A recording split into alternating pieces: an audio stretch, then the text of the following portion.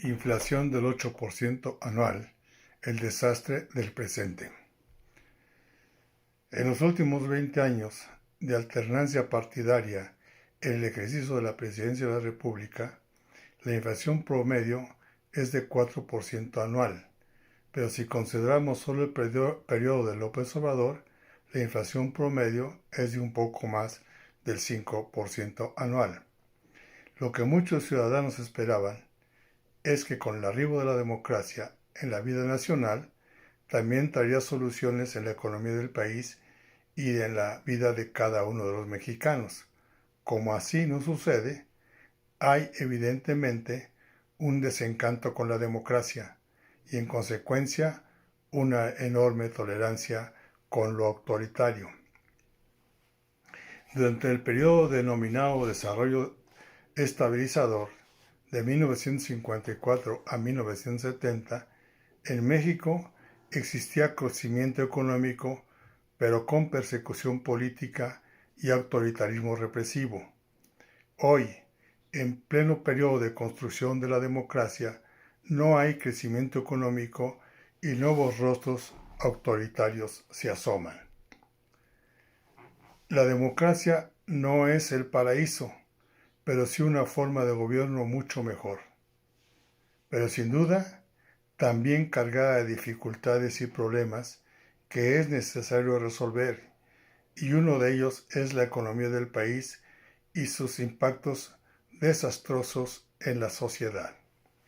La inflación es uno de los mayores problemas de la economía y es también lo que golpea a los menos favorecidos. Los sectores privilegiados gastan en proporción de sus ingresos una cantidad menor en artículos de primera necesidad, a diferencia de la inmensa mayoría de los mexicanos, que la mayor parte de su salario es para cubrir las necesidades más apremiantes. ¿De quién estamos hablando? De los trabajadores con ingresos entre los 200 y 800 pesos por día de trabajo, es decir, entre 1 y 5 salarios mínimos. Para estos mexicanos, el salario sirve principalmente para resolver de manera precaria los gastos de comida y vivienda. Es, por lo tanto, a estos mexicanos a los que más daña la inflación de los precios en los artículos de consumo diario. En el último año de gobierno de Peña Nieto, la inflación fue del orden del 5%, y en el primer año de gobierno de López Obrador fue del orden del 2,83%, y para el 2020 la inflación fue del 3,15% y en el 2021 del 7,36%.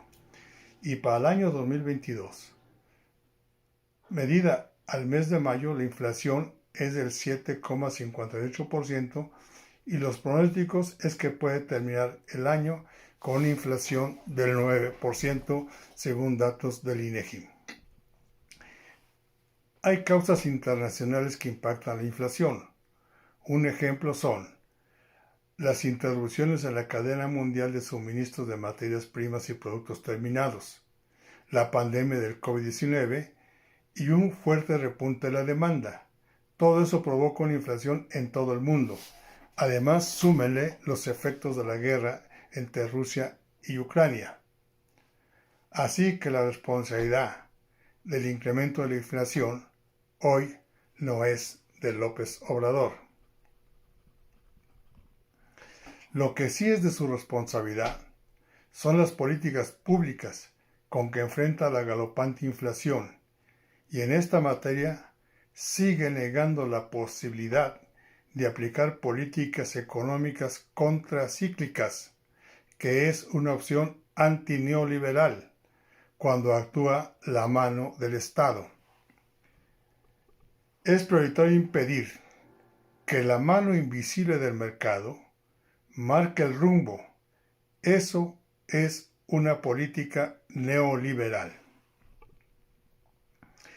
Si de inflación se trata, conviene ubicarnos en el mundo real, ya que al medir la inflación, el Banco de México tiene en cuenta productos que la inmensa mayoría de los mexicanos no consumimos. Para acercarnos más a nuestra realidad, conviene considerar la inflación solamente de los productos que cotidianamente consumimos la mayoría de los mexicanos. Entonces podemos ver que la realidad es aún más dramática. Veamos algunos ejemplos. En México, la inflación en los alimentos es del 13% a la primera quincena de mayo de 2022. Es el dato importante porque le impacta a más del 40% de la población que tiene bajos ingresos. Otro agravio es la inflación en el precio de la energía eléctrica, que es del orden del 8,84%, el de la gasolina, que es del 6,57%, y el del gas del 3,08%. Para el estado de Puebla, por ejemplo, el precio del gas entre abril de 2021 y abril de 2022 fue de un incremento del 8% en promedio, que resulta mayor que la inflación.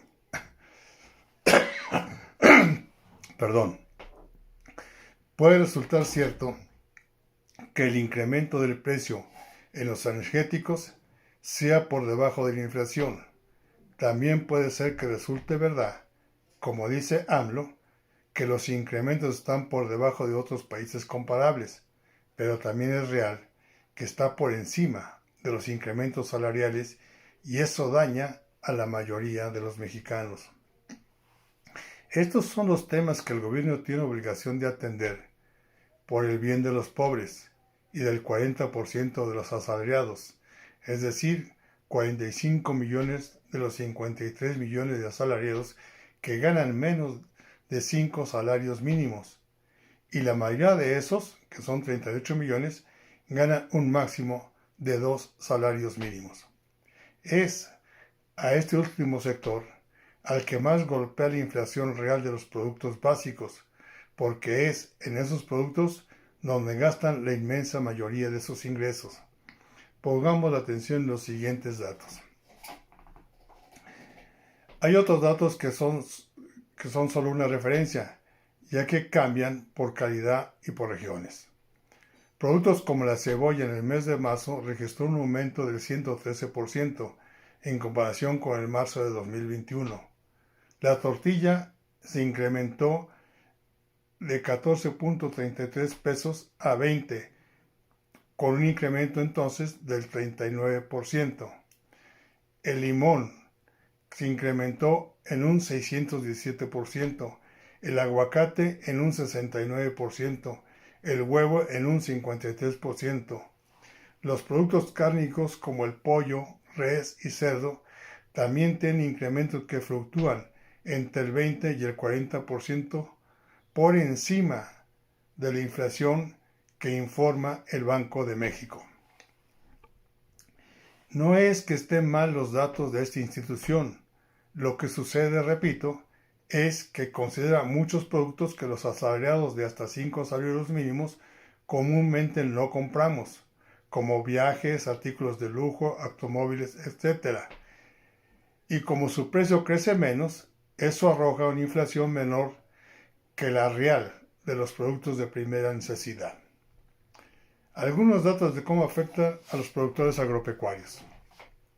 Los precios de los insumos para la agricultura son muy variantes, dependiendo de la zona, pero encontré datos de verdad alarmantes. Por ejemplo, la urea registra incrementos del orden de más del 180%, el fosfato monoamónico más del 100%, pero hay regiones, como el Bajío, donde se registran incrementos del 300%, según informa la Unión Mexicana de Fabricantes y Formuladores de Agroquímicos. Una de las causas del incremento de los fertilizantes es que en el mercado mundial se incrementó el precio del amoníaco, principal materia prima en la producción de fertilizantes nitrogenados. El amoníaco pasó de $110 la tonelada en 2020 a $1,100 en diciembre de 2021. Otra causa que no tenemos por qué perder de vista es la invasión de Rusia a Ucrania y sin duda la falta de producción de agroquímicos en nuestro país. El precio de la urea y otros fertilizantes nitrogenados continuarán creciendo y de este tema tendría que hacerse cargo el gobierno, pero creo que le estoy pidiendo peras al olmo, porque el actual gobierno no otorga subsidios a productores de ningún tamaño, solo entrega transferencias monetarias de carácter asistencialista. Eso sí da votos y respaldo popular. El mensaje parece claro. El mejor destino de los productores agropecuarios es que se vayan al carajo. La forma en que los productores podrían enfrentar el incremento de los insumos es a la hora de comercializar sus productos. Pongamos nuestra atención en los precios de garantía que el gobierno oferta por tonelada. Por ejemplo, el maíz pasó de 6.160 a 6.278, el frijol de 14.500 a 16.000, el trigo de 5.790 a 6.400, el arroz de 6.120 a 6.760. Repito, son datos de los precios de garantía que oferta el gobierno. Todos estos incrementos están muy por debajo de la inflación que impacta a los insumos y herramientas con que se producen los granos de referencia. Por lo tanto, el agricultor sale perdiendo. Como respuesta, los funcionarios relacionados con el sector y el mismo presidente guardan silencio como momias y no hacen absolutamente nada porque nada les importa el sector productivo rural. Lo único bueno es que aún los productores agropecuarios no están nominalmente en la lista presidencial de los que tienen como destino al carajo. La tarea de un gobernante es cómo resolver los problemas que el mercado impone a los productores y consumidores.